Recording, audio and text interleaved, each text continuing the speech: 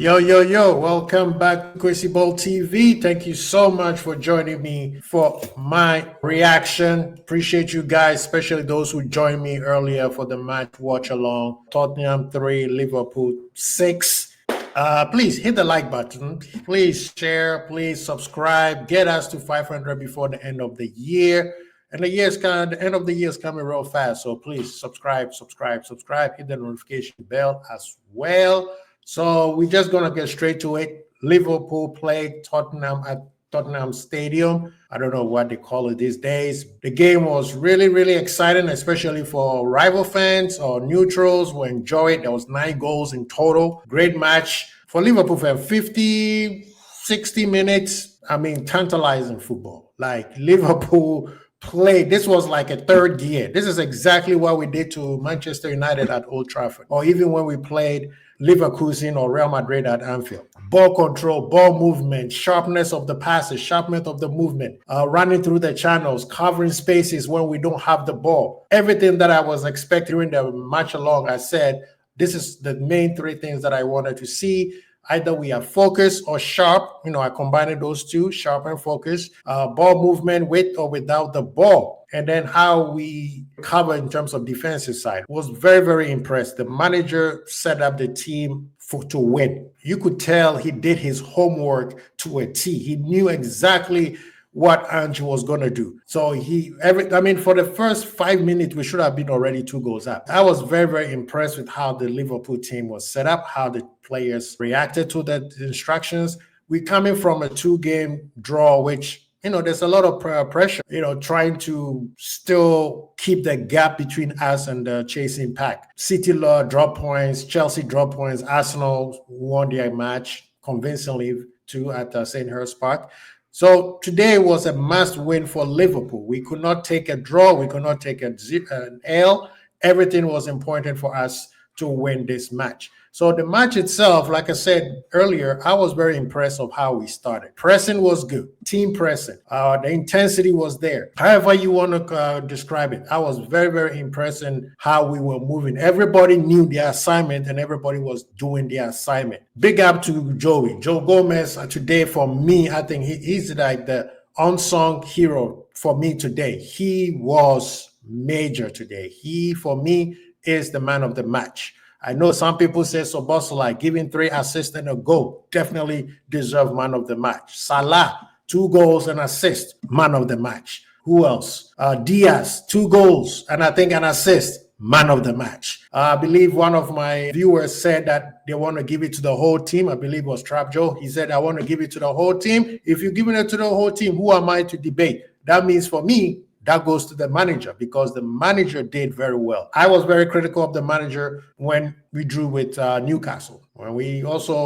I felt like he should have not made some changes against Fulham. But this match, all praise to the man himself. He did very, very, very well. You could tell the assignment. He followed his assignment to a T. I guess maybe him being getting a yellow card and suspension during the midweek Carabao Cup did him good. So today he came in, he was on a mission. You could tell this man did not want any foolishness today. His instructions were straight to the T, straight to the point, and the players followed as such. We started off, like I said, very well. Passing was great. Every ball movement, player covering up. Szoboszlai just running all over. What's his name? Sarr and what's that guy's name? Bissouma could not even figure out who this person is. He had them on lockdown. They are still in his pocket right now because Szoboszlai was everywhere. He was intense. He assisting Diaz in playing defense from the front was very, very good. Gakpo dropping back to help Robo was also very, very good in our defense because what they were doing was they did their high line as usual and then trying to hit us in transition, but they wouldn't just do a quick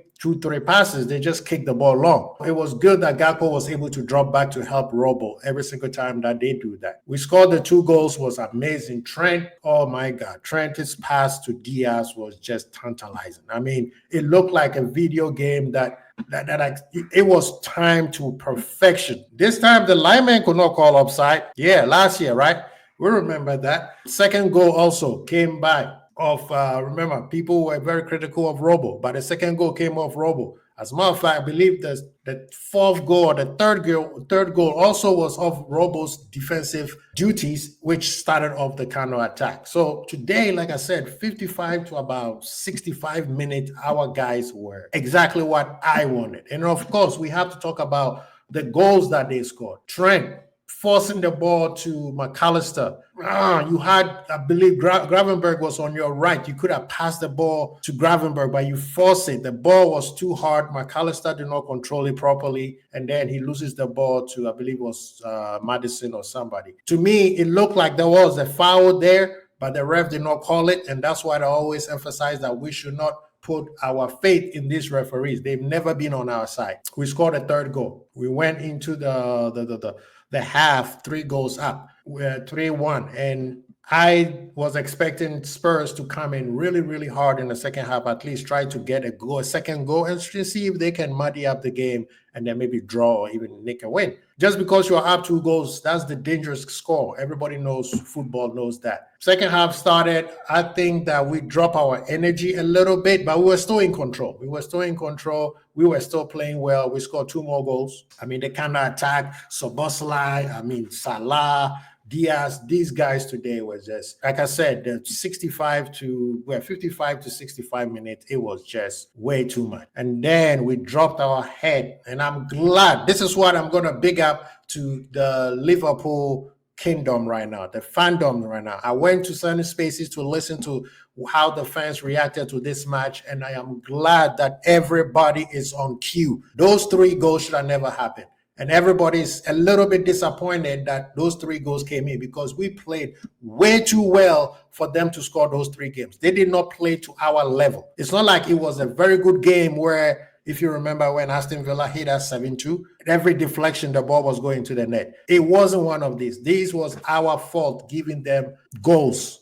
So I'm glad that Liverpool fans, it wasn't just me. Earlier, people were calling me negative Nancy and Debbie Downer and all the stuff. But I'm glad that Liverpool fans as a whole, we are all on the one mission. We need to win this championship, and we cannot afford to have silly mistakes drag us down, because that's what cost us the championship last season. So I'm very, very excited to see that majority of the fan base all agree. We played well. We scored a lot of goals. We got the 3 points. But at the same time, we all agree that 3 goals put a little damper on how we perform, because goal score does not tell the whole story. This game should have been 9-2, 9-1. If we count the first 5 minutes of the mistake Diego Foster made, that Salah took the shot and hit the side net. I think Diaz also had an opportunity that he scattered a wide.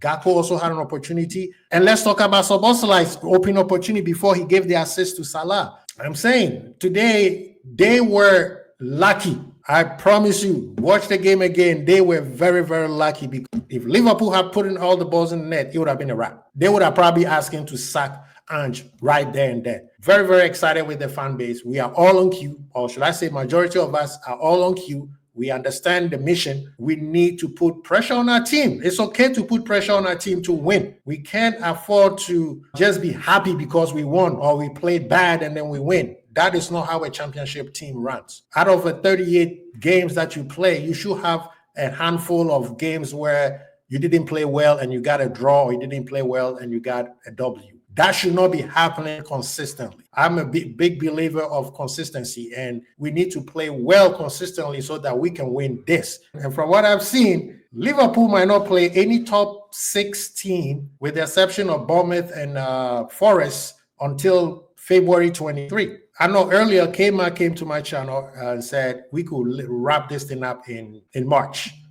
I said we could wrap this thing up in February. We could literally wrap this thing up in February. If we get our cues together and play well, eliminate the silly mistakes that we continuously make, we could literally win the league by February. I tweeted this because I'm saying it with my chest. I don't fear any team in the EPL. There's no team in the EPL right now that I'm like, oh, I'm worried. We need to be careful of them. The only team that can hurt us is ourselves. St. James Park, it's a great ground. Their fans are immense. They bring their passion over there. A match that I was like, we might drop some points. But after that, I'm like, I don't see where any team can take points from us. And of course, the Fulham situation happened. So you could say that was our blip. 2 draws back to back. We still have a game in hand. So my goal is for Liverpool to be 7 to 9 points ahead of the second place position with a game in hand. 7 or 9 points ahead of everybody, and you have a game in hand. You win that game in hand, because game in hand doesn't mean it's guaranteed 3 points. But if we are to be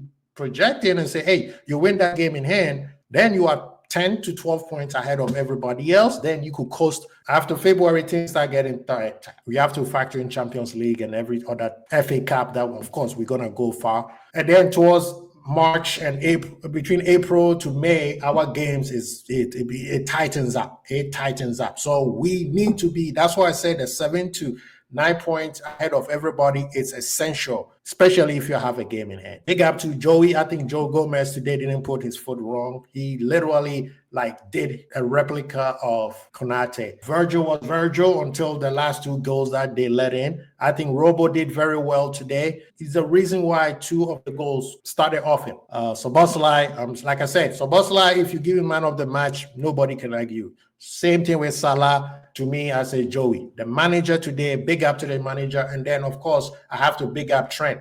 We have been giving he's been catching a lot of hell. But today, Trent, you were that dude. That's the old Trent, the Trent that we've been waiting for, and the Trent that we don't want to go to Madrid.